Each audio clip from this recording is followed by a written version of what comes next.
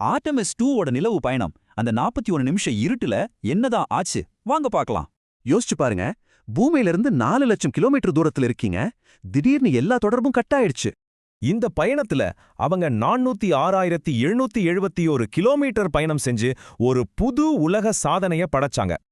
ஆனா இவ்ளோ பெரிய விண்வெளி பயணம் சில ரொம்ப சாதாரண பிரச்சனைகளோட தான் ஆரம்பிச்சது. பயணம் ஆரம்பிச்ச கொஞ்ச நேரத்திலேயே அந்த காஸ்ட்லியான ஸ்பேஸ் டாய்லெட் ரிப்பேர் ஆயிடுச்சு. சக்ஷன் ஃபேன் வேலை செய்யல. கிறிஸ்டினா கோச் இதை சிம்பிளா ஒரு வாட்டர் சீல் வச்சு சரி பண்ணிட்டாங்க. அதனால அவங்களுக்கு ஸ்பேஸ் பிளம்பர் அப்படின்னு ஒரு செல்ல பேரும் வந்துச்சு. சரி, ஒரு பிரச்சனை முடிஞ்சது. ஆனா அடுத்து திரவ கழிவை வெளியேத்துற ஒரு முக்கியமான பைப்பு உறைஞ்சு போச்சு. மிஷன் கண்ட்ரோல் ஒரு சூப்பர் ஐடியா கொடுத்தாங்க. ஸ்பேஸ் ஷிப்பை திருப்பி சூரிய வெப்பத்திலேயே அந்த ஐஸை உருக்க வச்சாங்க. இந்த சின்ன சின்ன பிரச்சனைகள்லாம் தீர்ந்ததும் மிஷனோட ரொம்பவே சவாலான கட்டத்துக்கு அவங்க தயாரானாடு. ஓரியன் விண்கலம் நிலவுக்கு பின்னாடி மறையறதுக்கு முன்னாடி பைலட் விக்டர் க்ளோவர் சொன்ன கடைசி வார்த்தைகள் இதுதான். அடுத்த 41 நிமிஷத்துக்கு மொத்த உலகத்திலிருந்தும் அவங்க துண்டிக்கப்பட்டாங்க. ரேடியோ சைலன்ஸ், அவங்க மட்டும் தனியா. ஆனா அந்த நேரத்துல அவங்க சும்மா இல்ல. எமர்ஜென்சி பயிற்சிகள் செஞ்சாங்க, நிலவோட மறுபக்கத்தை போட்டோ எடுத்தாங்க. பூவியில மிஷன் கண்ட்ரோல் ரொம்ப பதட்டமா ஒரு சிக்னலுக்காக காத்துட்டு இருந்தாங்க. கடைசியா அந்த சிக்னல் வந்துச்சு. அவங்க திரும்பி வந்தது மட்டும் இல்ல, அந்த இருட்டுல பார்த்த காட்சிகள் நம்ம பார்வைகளையே மாத்தப் போகுது. பூமிய பார்க்கறதுக்கு பதிலா அவங்களுக்கு ஒரு ஆச்சரியம் காத்திருந்தது. நிலவு சூரியனை மறைச்ச ஒரு முழு சூரிய கிரகணம்.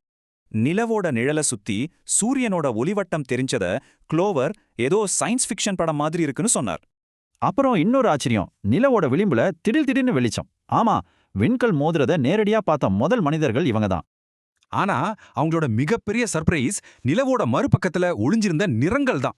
முக்கியமா ஜீமன் பள்ளம் பக்கத்துல. நிலவுன்னா வெறும் சாம்பல் நிறம் தான் நினைச்சோம். ஆனா அவங்க பிரவுன், ஏன் பச்சை நிறத்தை கூட பார்த்திருக்காங்க. இந்த அறிவியல் கண்டுபிடிப்புகளுக்கு நடுவுல ரொம்பவே பர்சனலான சில விஷயங்களையும் அவங்க செஞ்சாங்க. பள்ளத்துக்கு இன்டெகிரிட்டின்னு பேர் வச்சாங்க. அது அவங்களோட ஒற்றுமையை குறிக்குது. ரெண்டாவது, ரொம்பவே எமோஷனலான ஒரு தருணம். கமாண்டர் ரீட் வைஸ்மேன் இறந்து போன தாமனைவி நினைவா ஒரு பள்ளத்துக்கு கேரோல்னு பேர் வச்சார். இந்த வரலாற்று சிறப்புமிக்க பயணத்தை முடிச்சிட்டு நிலவோட நினைவுகளோட பூமிக்கு திரும்ப ஆரம்பிச்சாங்க.